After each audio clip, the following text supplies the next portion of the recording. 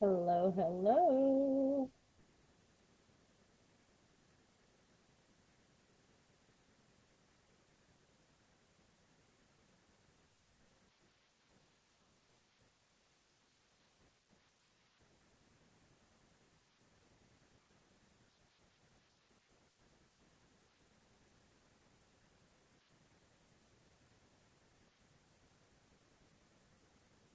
All right. Letting people in. Thanks for being here. Hi, Zach. Hi, Vanessa. Can you guys hear me okay? Yeah, dog. Thank you.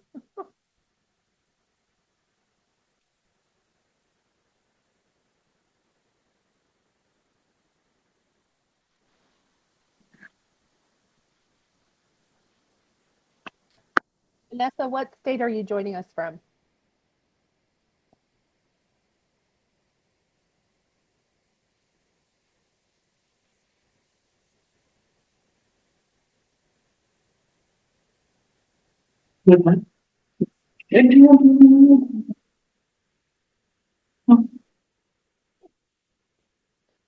All right.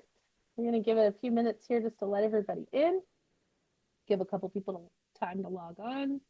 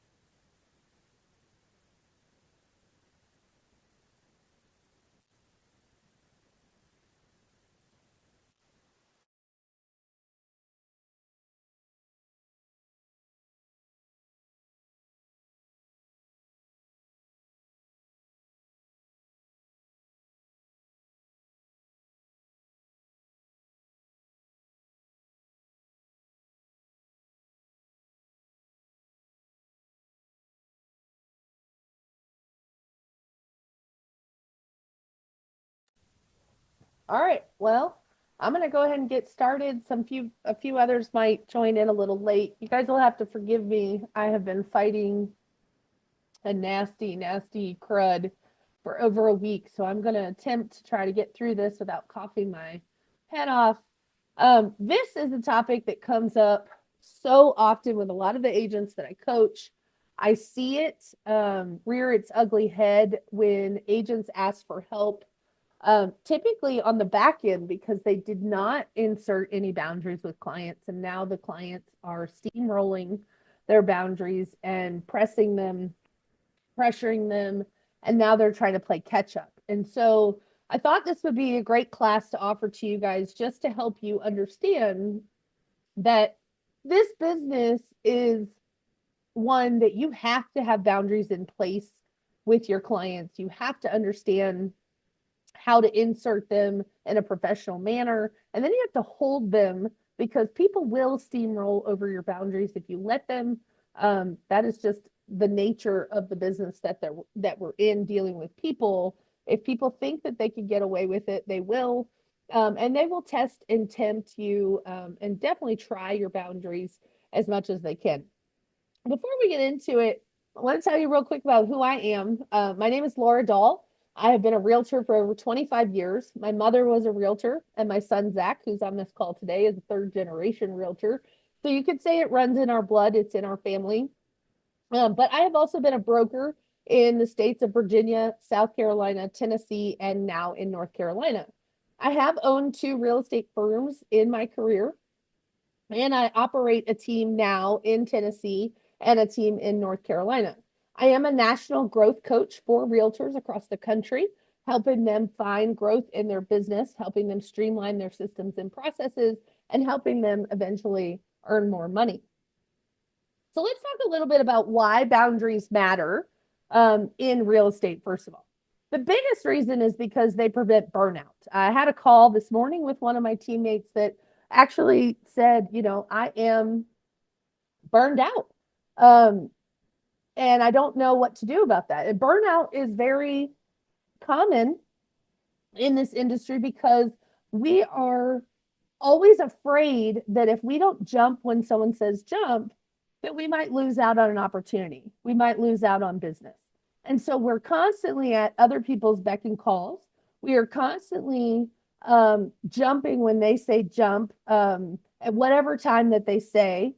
We drop everything that we're doing. We could be at a dinner with our family.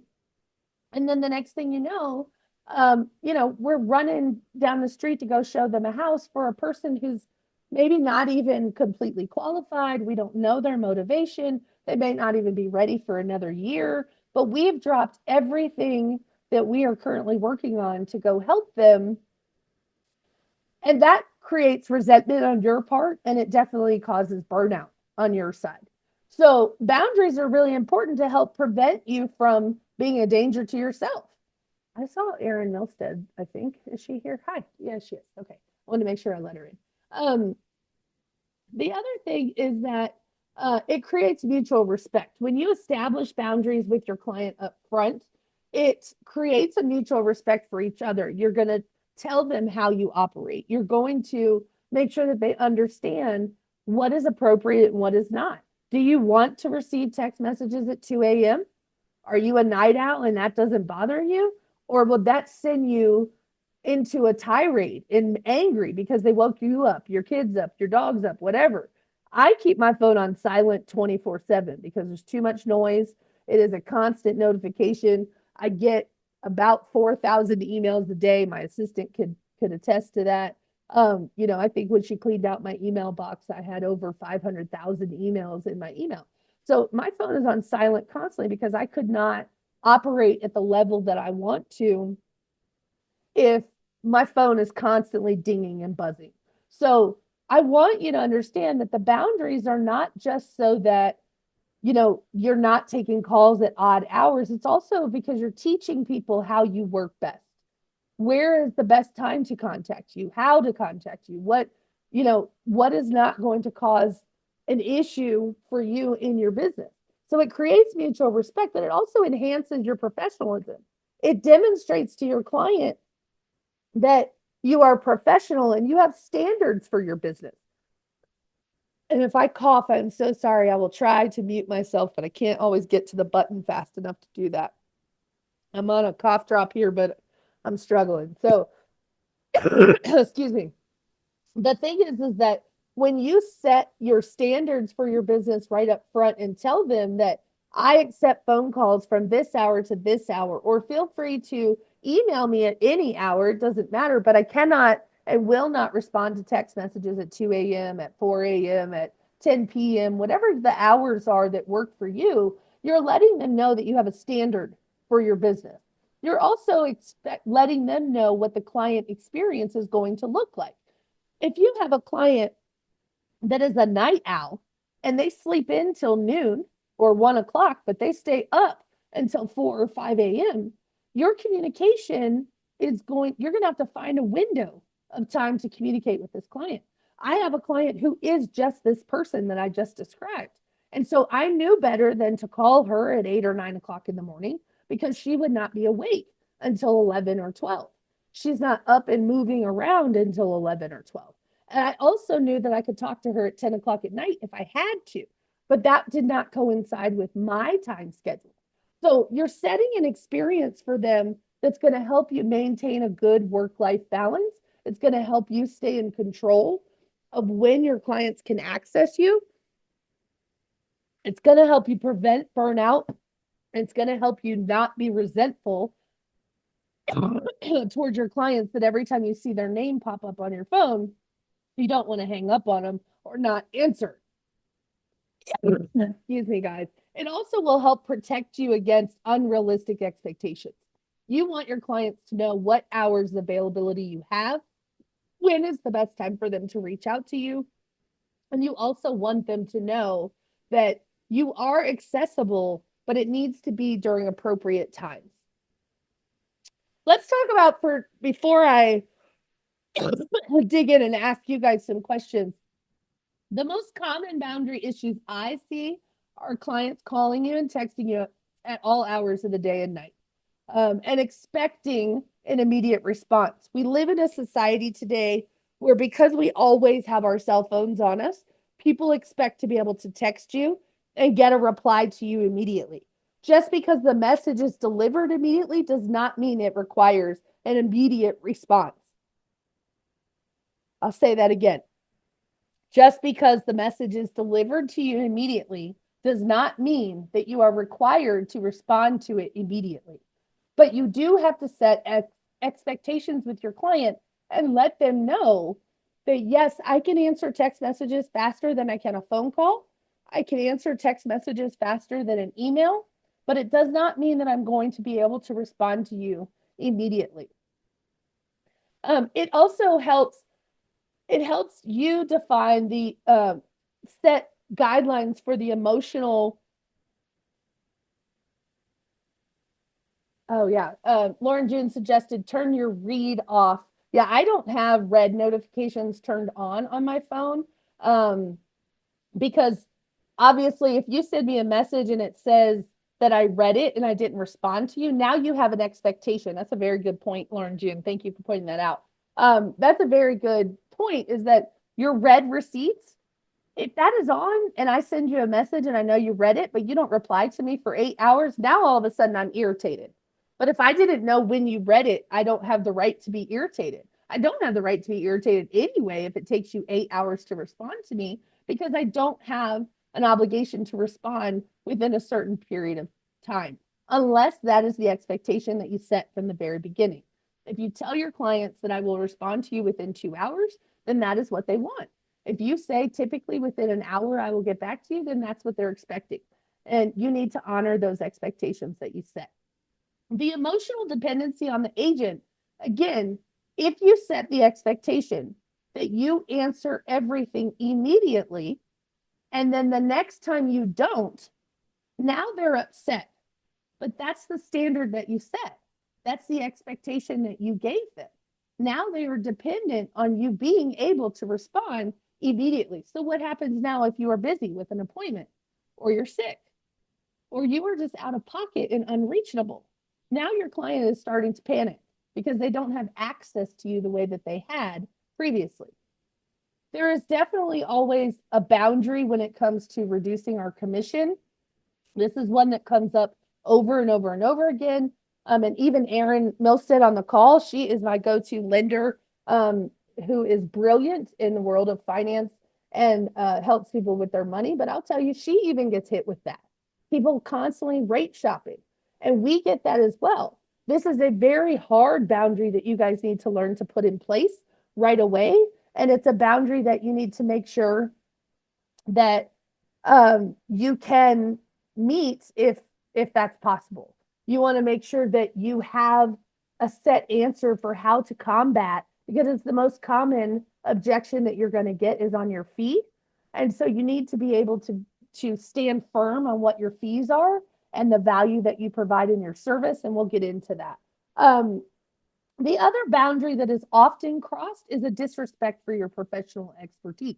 So I come across clients all the time that, oh, my aunt was a realtor, my next door neighbor is a realtor, oh, I even used to be a realtor, I've had a license before, blah blah blah. So I think that is very common for people to always think that they know more than you do. I also think it's very common for people to be disrespectful of your experience or your professional knowledge, and they almost dismiss it. And you have to remind them that you are the professional, that they have hired you for a reason, and that you do possess the expertise, knowledge, and know how to serve them, and that you need them to trust you. So I want to give myself a break for just a second. I want to ask you, what are some of the common boundary issues that you guys face or that you have come into contact with, so that I can make sure I address them on this call?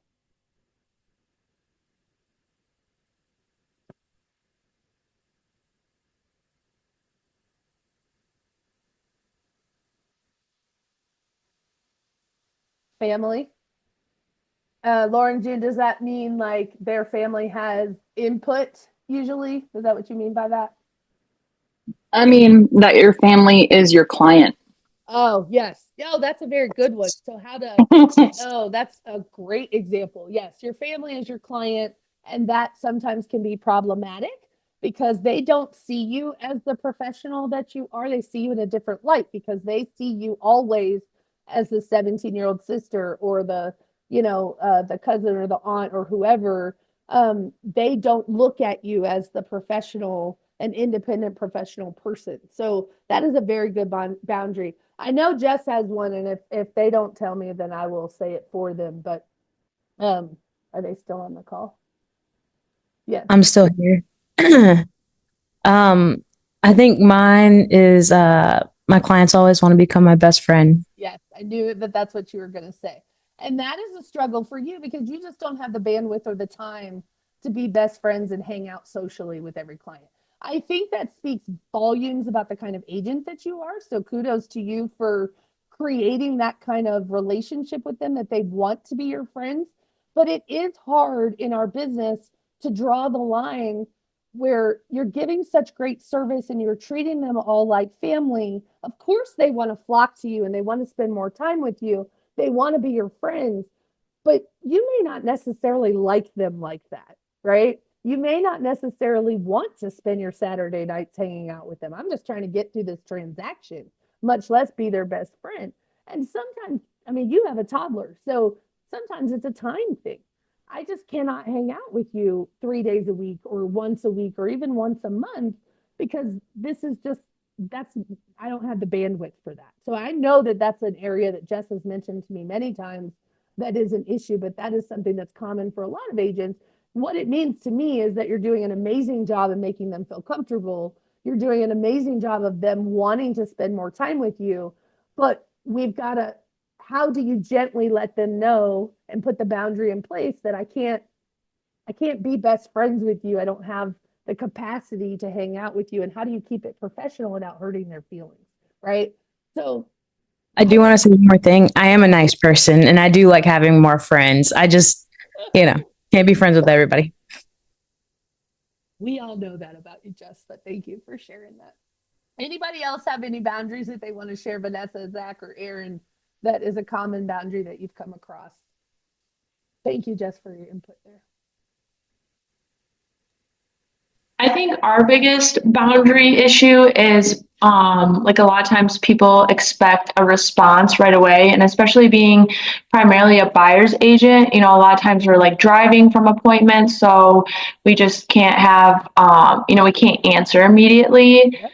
I think that's pretty much like we always I say to my clients, text me when you want and I'll answer when I can. So I really like implementing though, like I'll answer from X time to X time. That's good. Um, And but answering yeah. when I can is what we want to say because obviously it only takes us a few minutes sometimes to answer a text message. But what I have found in my business is that sometimes that creates habits where we are conducting our business via text message. And our clients actually don't want that all the time. They need us to pick up the phone and talk to us. They want us to call and talk to them. So it has a double-edged sword there sometimes where we say, if you need me, text me. I'll answer you as soon as I can. I want you to know. We want them to think that we're available and accessible to them often, but we also want to make sure that we are protective of our time and that they don't take over our time. I know Jess has had a client or two recently that they're an everyday thing. Some clients are much more high maintenance, some are more high demanding than others. You know, we have to set boundaries with them and let them know, like, even though we treat them like they're our only client, we need them to understand too that they're not our only clients. Obviously, we can't survive off of that one deal, right? So, I agree with you, Vanessa, though. Like, I think it is better to say, if I'm able, I will text you, but I want you to set the expectation on the beginning side that says, I will always answer my messages between these hours and these hours, or pick an hour at the end of the day between 4 and 5. I will answer any messages that I haven't gotten back to previously, right? Yeah. So, I mean, just for an example, right now, I have a client, and from 7 a.m. to 10 a.m. this morning, and I had meetings in the morning. I had 11 text messages, 2 missed calls, and 3 emails. Right. So obviously, I need to have like an expectations meeting again. I guess, how would you kind of bring that up without being super confrontational? Like, hey, we need to have a meeting about expectations. Like, could you give me an example of how you would maybe reset that boundary again? Of course. So first I want to ask you, the first question is, does it make you feel like, do you think that they feel like that you're not accessible, or are you worried that they feel that way? Like, do you know that they feel that way, or are you worried that they might feel that way? I think I'm worried that they feel that way. I mean, they've said, like, I mean, they've thanked me, like, thank you for being patient with us. And a lot of times the text messages are like, hey, we want to see this house. No, we want to see this house. What are your thoughts on this? Like, just very, like, I almost feel like they have to, like, talk themselves through it, Yep. like, to me. And so, like, sometimes I do let it, like, I just don't like to say I let it sit for a minute, but sometimes I think they like just get so excited that they hurry up and text, and then, which is fine, but like then it's like, okay, when do I respond, and like where are we even at, because there's been like 30 things going on in this, an Right. hour. So I mean, it's just taking a lot of my time to just read through it, see where they're even at, because they're just kind of all over the place. And when we had originally met, I set the expectation, and I feel like they were just like in the excitement of everything that they kind of maybe didn't hear or really understand the expectations of when I would answer. So I feel like I just need to kind of reiterate it. Right. So it sounds like, obviously they sound like first time home buyers who are nervous Nellies, like who are very excited and excitable. This is Right? actually their sixth house they're buying. Oh, wow. Okay. So that's interesting. That's not common for someone who's on this, but sometimes we deal with type A people that are just wound really tight. And so I Mhm. would just say, you know, if you need to set a hard boundary, and again, ask yourself, is it my inference, like, do I feel like I'm worried that they feel like I'm not accessible, or do I want to kind of ward it off before it becomes a problem? And that's what it sounds like it is more to me, is that you Yeah. kind of just say like, hey, I've recognized that um unfortunately we've been missing each other lately, and I've gotten a lot of messages and emails and text messages, and I just want to make sure that I reiterate to you what my availability looks like, because I don't want you to feel like I'm not available to you. Right. So, like, that's a kind way without being abrasive and putting them on the defensive, because you don't want to say, like, hey, 22 messages is a lot for one thing or whatever. You want to just say, hey, I noticed recently there's been a lot more communication between the two of us because of where we are in the process. I want to just reiterate what my availability is like, or I will check in with you. You can preemptively tell them, I'm going to check in with you tomorrow morning, and let's set a time for us to talk about these things. Right. So it's Okay. Yeah. control.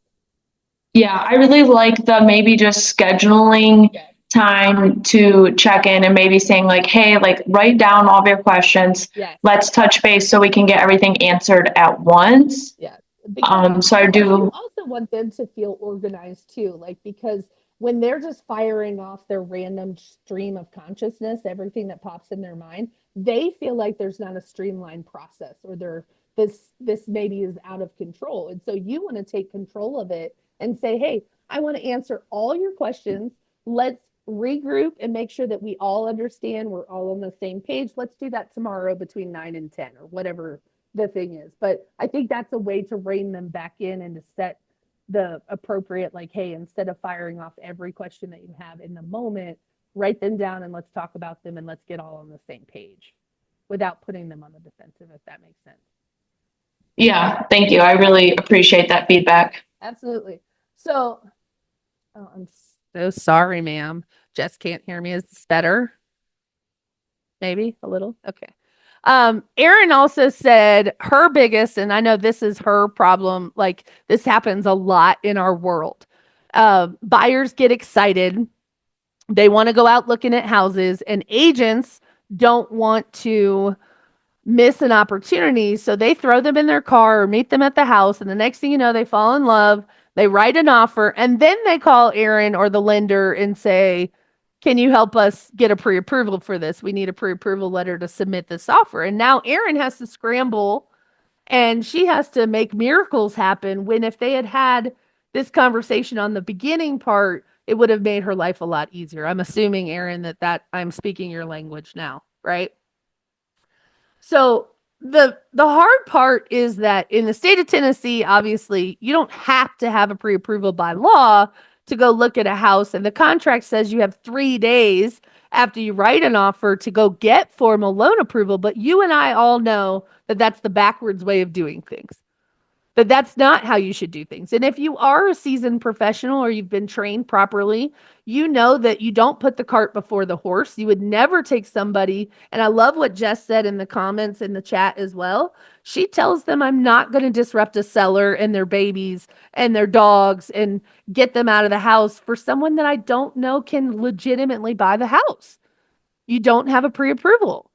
And so I love that you set those boundaries in place. If you are an agent that is constantly having to chase, chase the pre-approval letter, then, you need to look at your process in a different way and say, I don't want to chase the pre-approval letters. I don't want to waste my time to show somebody a house and then hope that it works out. You want to make sure that you're not taking clients into other people's houses that are not actually clients yet. You don't know their motivation yet. You don't know if they have any money. You don't know if their debt to income ratio works. You don't know if they qualify, and you cannot take their word for it. So you've got to make sure that your process is set up to help the lender out so that they're not having to chase their tail after the fact to make sure that they can, make this deal work. Okay. All right. Big boundaries that we want to talk about are time boundaries. Obviously, you want to talk about managing your work hours and your availability. My big thing is if you communicate your boundaries up front to your clients and you explain to them, these are the hours that I work. These are the hours that I'm available. They will work around that. Now, what most agents do is they are afraid to say, I don't work on Mondays because they don't want to exclude a day because then they're afraid that they'll miss out on business. You have lots of resources available to you, whether you are on a team or not on a team, agents that you're friends with, you have people in your company. You've got to find a tribe that you trust that you can say, hey, if I'm not available on that specific day and you want to look at something, then I will find somebody else to show you the house that day, right? But I want you to have options. What I don't want you to do is you drop everything at there are certain calls that you're going to drop everything for. You have to be good at asking enough questions to validate whether or not that is worthy of dropping everything for. Have some standards for yourself. Have some time boundaries because, guys, you will burn out. If you are working 100 hours a week because you cannot set aside time for yourself to unwind, if you don't set aside time for your family, you're going to be giving them crumbs. And guess what? They're not going to be as supportive of your business along the way when they're the ones who are picking up the crumbs of what you give left. I'm just telling you from experience. The communication boundaries, again, if you can control your response expectations and let them know, typically if you tell somebody, if you text me and if I'm available, I will text you within an hour or I'll respond to you within 2 hours, whatever that is. If you set those expectations on the front end, typically people will respect them, but you probably will have to remind them sometimes, or you're going to have to ignore a text because the problem is if you answer the text immediately, even though you're in the middle of something else, that's you crossing your boundary, not them. Remember that. The emotional boundaries is where Jess and I get caught up because we love everybody. We want everybody to like us and we want to be friends with everybody. But there is a line a lot of times where you have to keep that emotional boundary in place where you can separate professional and personal involvement. That is harder when it comes to people like Lauren June. If you're talking about your family, It's hard to not be personally involved. It's hard not to have personal opinions about things when it comes to your family. But you have to figure out and you have to make sure that you separate yourself from the outcome and make sure that you understand, again, if you have systems in place that outline what you want this customer experience to look like from start to finish, you're going to be able to give everybody the same level of service that you provide, regardless of who they are. You might get closer to some people, you might like some people more than you do others, but as long as you maintain professionalism and you maintain the same systems in place, that you treat people the same way, it's going to be a lot easier to keep those emotional boundaries in place.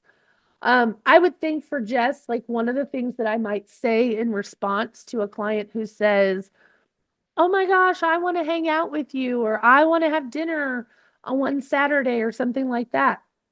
You know, I think for me, my clients get like one dinner as a post follow up. Like I have no problems, hanging out, meeting for a drink or taking my client out for dinner or something like that, but it's not going to be a regular Saturday night thing. And so I might say in response to them, you know, "I'm so grateful that we got along so well. I'm so glad that I could help you through this process. I'm always going to be here to support you. I'm definitely going to follow up with you throughout the year. And I hope that we're going to continue to be friends outside of this, but you get to decide what that friendship looks like." When I say I hope that we're going to get to be friends, it does not mean you're coming over to my house for dinner 3 nights a week. I hope that what it means to me is that I'm going to call you at least once a month. I'm going to check in on you. I'm going to ask you if you need any resources. I certainly want to earn additional business from you. You're just going to have to decide who you want to be friends with and who you don't, and set the boundaries in place and let them know what you're willing to do and what you're not, which ones, and find a professional way to say that. Financial boundaries are the biggest one. Again, all types of people are going to ask you for commission reductions. And so I want to be very clear when I say this. One year, I added up all the discounts that I gave to people who asked me for discounts, and it was over $62,000 in 1 year of discounts for commissions that I promise you, when I looked back over every single one of those settlement statements, not one of those people needed my discount. They wanted it. They didn't need it. They all pocketed over $100,000, but they all got reduced services and reduced fees for me. When it comes to boundaries like this and inserting professional boundaries, I want you guys to ask yourself, if you take out the realtor and I want you to put in an accountant, because to me, I think we provide a service that is on par with an accountant. You could do your own taxes, but you shouldn't. You could buy a house without me, but you shouldn't, right? I'm never going to ask my accountant to come to dinner 3 days a week. I'm also not going to ask my accountant what they charge and then say, "Can you do it cheaper?" There are always going to be people that do that. But I want you to understand that your compensation, and I want you to stop calling it a commission, it is a professional services fee. My fee is X. My professional services fee is Y. If you keep calling it a commission, it indicates to people that you're overpaid. I want you to think about things that are paid on commission. When somebody earns a commission on something, typically the price is marked up in order to pay you. But if it's a professional services fee, this is the fee you pay for my fee, for my services that I'm giving you.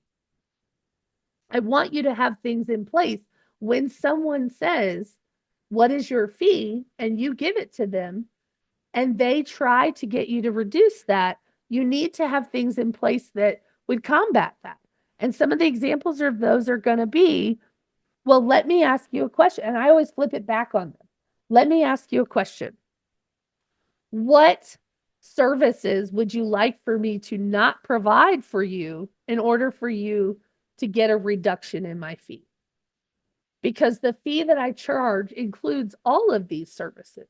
And I'm not willing to compromise my services to give you less than quality service, to give you less than the representation that you deserve. This is what you get when you get me." This is what I provide. The other part is that if you focus on the problems that you solve, if you focus on the things that you help them avoid, now all of a sudden they're not so interested in trying to hire a discount person. They're not trying to get a discount for those things because those things that you're protecting them from or helping them avoid are really important to them.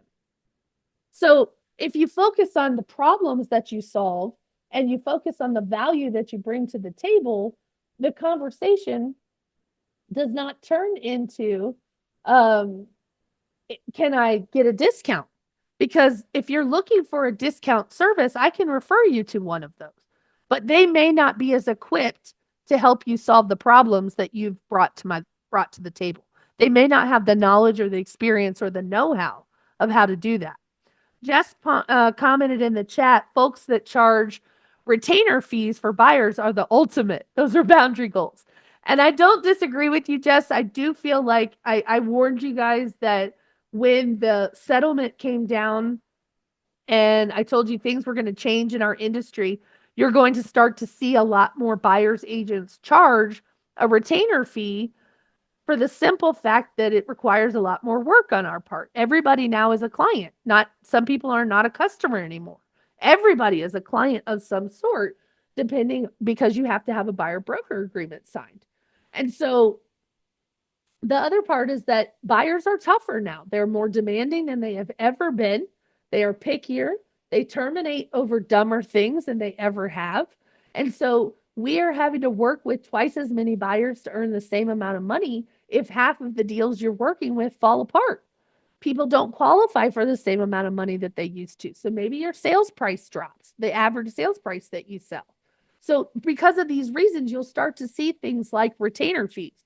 I have no problem with retainer fees if you can demonstrate your value on the front end enough to justify a retainer fee. What I don't support is people that collect a retainer fee and sit back and still expect the buyer to do all the shopping for the houses and find the houses themselves and tell them what they want and tell them what to do. I want you to be in control, you to be the professional, right? I also agree with you, Jess, that a retainer fee would also help you keep the professional line because if I'm paying you, I don't pay for my friends, right? When the money exchanges hands, it tends to change the nature of the relationship. They tend to take you more seriously. They tend to basically, they usually will accept your advice easier and better because they've paid for that service. They've put you on a higher level or a higher pedestal in their mind because they've paid for something. I want you to think about somebody you pay your money to, right? If I hire a coach, then I'm going to expect them to do a certain amount of work, right? You definitely are not going to go to 150 showings if somebody pays you a retainer fee because then your cost per hour is nothing. You might as well go to McDonald's, right? But I like where your head is at, Jess. I definitely think that the retainer fee, the exchange of money changes situations. But here's the other thing I want you to think about. You also don't have to have a retainer fee to be the exchange of money. The exchange of money actually happens for you, but it happens after the job is done. So what you need to get good at expressing to people is that the proof of my value is in you accomplishing your goals. Did I get you the house that you want? Am I able to negotiate the inspection for you? Am I able to negotiate the terms on the contract for you? Am I able to make sure that your loan gets through underwriting without problems, that you're with the right lender that gets you in the right product that you can afford? Am I able to help negotiate terms for you that make sense? Can I get you occupancy of the property when you want it? Can I negotiate and help make sure that it appraises properly so that there aren't problems with the loan? Can I help negotiate the repairs that you want done? And then at the final walkthrough, do I hold the sellers accountable for things that are their responsibility? And then all the other things along the way, right? The only difference between the retainer fee is you're paying me up front to hire me a portion of my fee that I'm going to collect at the end when I prove to you that I'm worth it. We've got to get good at explaining to people why we're worth the money that we charge. We've got to get good at showing them the value that we bring to the table so that they don't ask you for discounts, that they're not asking you to reduce your commission. The other thing that I'm going to teach you guys, this is the golden nugget of why you showed up today. I hate having to hold this stupid microphone, but I'm going to do it for Jess because she asked me to. I want you to start taking 3 $1 bills with you to your buyer consultation appointments. Okay. Or your seller or your listing appointments. Either way, you're going to take 3 $1 bills with you. And you're going to lay the 3 $1 bills out on the table and you're going to explain to them. These 3 $1 bills represent my professional services fee. Notice I did not say commission. These represent my professional services fee. One of these dollars goes to my brokerage. That's the fee that I pay for hanging my license with my company, for my company to oversee what I'm doing in this transaction, the document storage, to make sure that everybody gets paid and to make sure that we're in compliance with the laws in the state that I serve in. So that $1 I push over to the side. The other dollar here actually pays Uncle Sam. I'm self-employed, so I have to pay taxes to the US government and state taxes depending on the state that I live in. And so this dollar I push over to the side along with my broker dollar, and I say that goes to Uncle Sam. This other dollar that is here represents what I take home to feed my family. Where would you like for me to take a reduction or a discount from? Because I can't take it from my broker. I cannot take it from Uncle Sam. The only place that I have for you to get a discount would be the part that I earned. Did you feel like I earned less than this dollar? When you present your compensation that way, your professional services fee, people are less likely to ask you for a discount because there is nowhere to take a discount from. But when you speak of percentages, y'all have to forgive me. Percentages, of course, you have 3 percentages, and I'm just using as an example 3, but you have 1 point somewhere that you can usually play with. But if you break it down, 1 goes to my broker, 1 goes to Uncle Sam, and 1 goes to me to feed my children and to operate my business, the gas in the car to drive you around to look at 30 houses, the time that I spend investigating properties and helping you do your due diligence, the time that I spend writing up the contract. When you have this all broken down and listed out for them, how can somebody ask you to give up what you feed your children with, or how you feed your animals, or how you put gas in your car, or pay your bills? So I want you to think about that. Does that help? Can't hear anybody or see anybody, so I'm going to assume it did. Yes. Thanks. We already talked about time boundaries. I want you to establish working hours and communicate those up front. I want you to use technology, use autoresponders, voicemail messages, or even text messages saved as drafts in your notes that say, I'm in an appointment right now. I will answer this as soon as I can later this afternoon, or I'll answer your message between 4 and 5 o'clock, or whatever time you have, right? Set weekend and emergency response policies. So if you need to take Sundays off, which is never a day that I would recommend agents take off, but whatever day you decide that you want to take off to be with your family or to have downtime or alone time or live your life or whatever that is, then just communicate that with people up front. I take Mondays off. That is my day off. So if you need to reach me on a Monday or you need to see a house on a Monday, then I can make other arrangements for you with a teammate or with a friend of mine, or we will reschedule it for a different day. But that is my one day that I unwind. That is my one day that I step away from my business. You cannot continue to work with people that expect you to work 7 days a week, 24 hours a day in 7 days, right? You're not a robot. You're not a machine. You're a human. And we have gotten too used to people being accessible to us at all hours of the day. Sorry guys, communication boundaries. Give them your preferred communication methods. I prefer text messages. Please don't call me unless it's something that if we need to talk on the phone, we will set a time for that. And I will book an appointment to get on the phone with you. For me personally, because I coach agents, because I run 2 teams, because I also have a podcast and I'm recording things, I have certain hours that I am available to talk on the phone. So my people know you cannot call me at all hours of the day. I usually tell them what days and times I'm available. And if not, I will book an appointment to hop on the phone.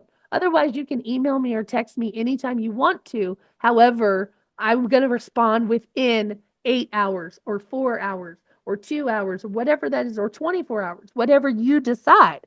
But set the expectation on the front end and then constantly remind people what those are. Use your CRM or other tools that you have to help structure the communication. Most of the communication that we have, and Vanessa, this might be part of your system that you need to refine, is, are you answering questions over and over and over again for clients, even though they're different clients? Are you having to explain the same things? So, for example, if I have somebody under contract, I have things in my CRM that say, congratulations, we're under contract. Our next step is to schedule our home inspection. And then I have all the communication about the home inspection, what they should expect, what we're going to look at when we get the report back, and things that we're going to focus on. All of that is sent through my CRM, and it is sent to them during intervals throughout the process so that they're not having to rely on me to be able to answer these questions. So the next step might be the appraisal. I'm letting them know what to expect, when we should expect to get it back, and what that process looks like, or their final loan approval, like their loan conditions or whatever those are.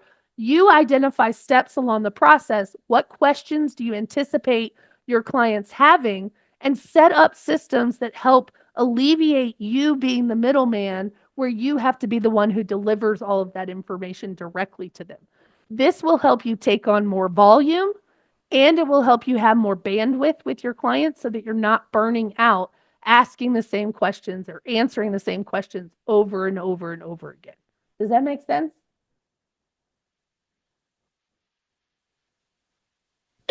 Excuse me. The emotional boundaries, again, I want you to show empathy, but maintain professionalism. I usually use phrases like, I understand that this is so stressful. I can understand why you panicked. I understand that you're scared.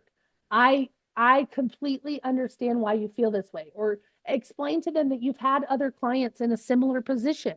I've seen this before. I've had other clients who have dealt with this. I've seen this. I understand how you're feeling. You want them to understand that you are on their side. We are a team in this together. But you want them to understand that you have solutions for whatever the stressor is for them, right? You want to avoid taking on their stress and emotional burdens, though. And so, what I mean by this is, there's always memes floating around that we are their psychiatrists, they're their therapists, we're their accountants, we're their divorce attorney. Like, we wear 100 hats in the process of helping somebody buy or sell a house, right? And what we want them to understand is that you have hired me to help you buy or sell real estate. It is not my job to actually be the intermediary between you and your husband. It is not my job to talk you off a cliff 18 times a day. You have to regulate your own emotion. But sometimes we want our clients to be happy. And in the name of them being happy, we step into things that are not ours to deal with. And so you want to arm your client with some tools to help them. Sometimes that's education, right? If they're nervous Nellies, if they're anxious people, then the more communication you can give them along the way, they may need more touches. They may need more, like, just checking in kind of thing. But don't take their stress on. Remember, this is a stressful experience for them. Your job is to help relieve some of their stress. Don't add to it. But it is also not your burden to carry that they're divorcing and then they have 5 days to find a house. Like, that's a lot for you to take on. Insert some boundaries to protect yourself, especially if you are a helper or a 2 on the Enneagram or a bleeding heart that cares about people. Your job is to help them buy and sell real estate. And you can do what you can do, but it is not your job to take on all of their burdens. Keep the conversations focused on real estate and on the real estate process. If they want to go on down a side tangent and talk about how their aches and pains and they don't, they're depressed and all the things, that is not your responsibility to solve all that. Your responsibility is to help them navigate the real estate transaction. Be firm on your commission rates. We talked about that already. Avoid covering client expenses. In my coaching, I have watched so many agents pay for things on behalf of their clients because they're not willing to let a deal fall apart and they need to help them.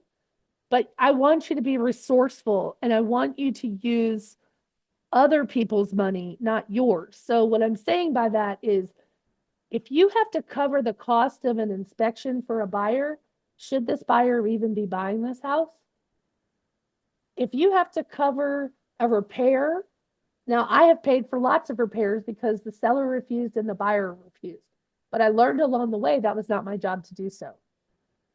Right? So don't be so quick to give up your money just to make a deal work. Oh, well, if I don't do that, it'll all fall through. I had an agent that worked for me and rest in peace. She's passed away since then, but I will remember her to the day that I die, that she literally paid $25,000 for a seller's roof to be replaced out of her pocket, out of her commission. She paid for that because the whole deal was going to fall apart. And at the end of the day, guess what? She was out $25,000 and they left her holding the bag. And so there is no loyalty in this business in a lot of ways. And I know we want to trust in people and I know that we want to give people the benefit of the doubt, but do not come out of your own pocket for expenses that are not your responsibility. The professional person would say, I know you're struggling. And if you talk about out the expenses on the front end and make sure that you've set clear expectations, these should not be surprises. And in today's world, go figure it out. You have a responsibility and an obligation to pay for certain things, and you need to make sure that they understand what those obligations are, but it is not your responsibility as a professional. Do you think your accountant is going to pay what you owe the IRS? Hey, you owe $282. Do you think the accountant's going to pay it so that they get paid? Never. So why would we do it? Hold firm on those boundaries and then communicate the cost expectations up front so that there's less surprises. Help them figure out where that money is going to come from if they need it. Maintain a clear agent-client relationship. Avoid dual roles. This is wearing all those other hats that we talked about. You are not their financial advisor. You're not their attorney. You're not their therapist. You are not their consultant. You are the real estate professional that they have hired to help them solve the problem of buying or selling real estate without stress and without legalities and things like that. You have people that can help them in all these roles, but you are not the person that needs to wear all those hats. You definitely want to direct clients to professionals when they need them and let them know that you are there to support them through this process, but just make sure you understand where the line should be drawn. Define your expectations from the beginning. It's like I told you, you may have to remind them and you may have to reinforce them, but I want you to understand that the better you set the expectation up front, it is easier to hold the boundary and maintain the boundary than it is to set the boundary after the boundary has already been steamrolled over or you're trying to play catch up. Give them an onboarding packet with guidelines. Put it in writing what the expectations are, what they can expect from you. I usually have what's called a what you can expect from me sheet, and it tells them what my availability is, what my accessibility is, how often we're going to communicate through this process, what the outline of the process looks like. We're going to talk about communication preferences right up front. And you are also going to learn how to say no to your client. If it costs you a deal because you said no, are they the people that you wanted to work with to begin with? Are they your target clients? If you find yourself twisting yourself in a pretzel or bending over backwards to comply with the demands of this person, they are likely not your ideal client. They are somebody that you're trying to fit in there. There are lots of scripts and activities out there to practice to help you with the language on how to say that. Vanessa, I'm really sorry you're having a hard time hearing me. I'm trying to talk into the mic, but I'm also got a reduced voice. I want you guys to, from this takeaway, I want you to identify 3 to 5 boundaries that you think you need to implement immediately in your business. I want you to write a script to enforce one of those boundaries.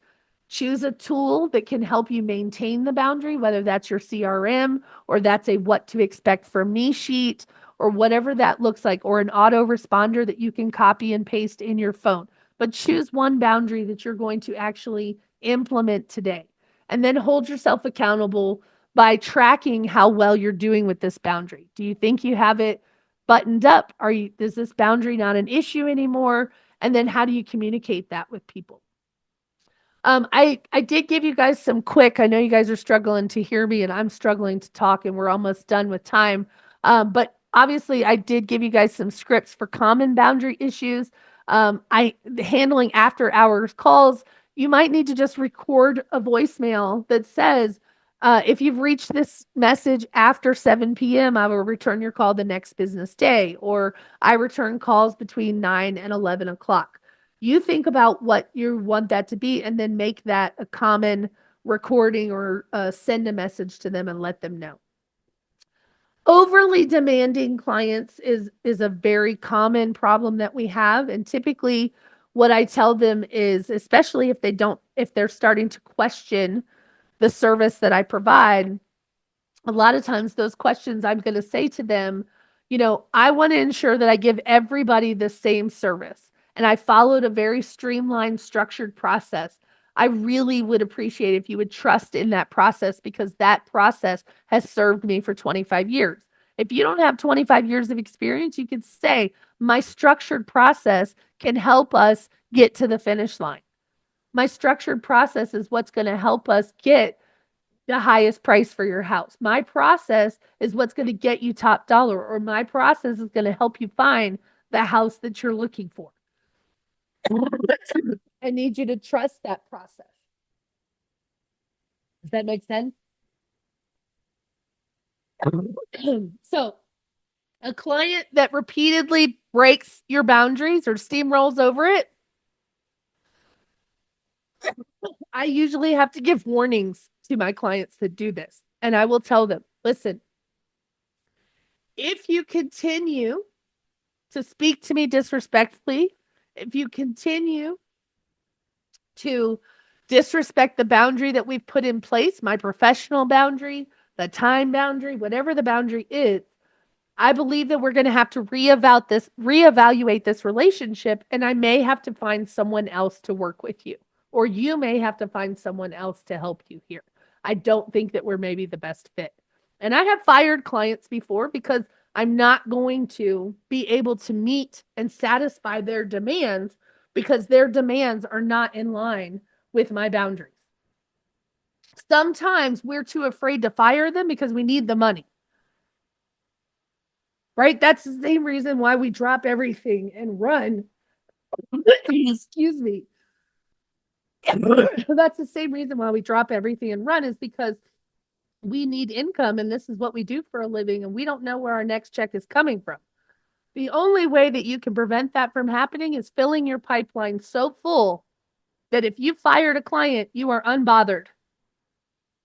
If you had to fire a client because they were disrespectful to you, they didn't respect your boundaries, or they were unable to comply with your requests, then it may be time for you to let them go. And I'm running out of gas, y'all. Thank you so much for being here today. I really appreciate you joining me. I'm going to try to get myself well. Before I hang up, is there any other comments that you guys have or questions that you want to pose about this? I hope this helped a little bit. Again, it's just this, I don't promise to solve all your boundary issues with your clients in 1 hour session, but at least I want you to think about the fact that you are a professional. You provide a professional service, and these people do not get to demand 24/7 of your time, and they don't get to tell you, don't get to be disrespectful to you. They don't get to demand 24 hours of your time, and you are the person who is in charge of your business. So I want you to put boundaries in place to protect yourself, to protect your sanity, to not burn out, to not be resentful of these people. And the only way that happens is for you to decide what boundaries you need, and then to communicate those boundaries to your people from the very get-go, and then remind them of the boundaries along the way. Okay? Hope that helps. Hope that made sense.